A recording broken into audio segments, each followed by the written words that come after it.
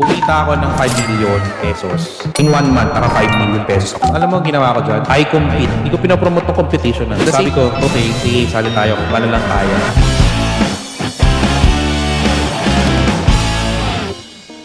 Meron ako isang trade last year. Kumita ako ng 5 million pesos na single month. Then, it was the first time in 1 month, naka 5 million pesos ako. I think pinost ko pa ngayon sa YouTube. And how it helped me earn that amount. Hindi ko pera lang lahat yun. It's a combination of my friends' money na ako nagtitrade. Alam mo ang ginawa ko dyan? I compete. Hindi ko pinapromote ng competition na. At the same time, hindi mo gusto, ayaw mo sunugin yung account. Gagawin mo yung way na do your best na manalo sa competition. Tama? Nung the competition was si Pacquiao. Makikita. Tapos, ang participant ito, 545. Sabi ko, okay, sige, sali tayo kung ano lang kaya. I end up only 6. Yung na-develop yung strategy na ganyan, and then, the market presented to me the same kind of setup kung anong ginamit ko dito sa competition na to. After the month na nag-compete ako, kumita ako na 4.9 million in exact amount sa isang trade na yun. Yung strategy nilano kong I will use on this competition. The benefits of really competing or practicing, not to promote the competition, is kung meron mga activities na ganito, do participate kasi may matututunan ka. Kahit demo account lang guys, wala kang kapital, kahit demo account lang, you will be forced na anong ginawa niya, paano siya nanalo. Bago ako mag-live, si Coach Richard, piniresent niya paano niya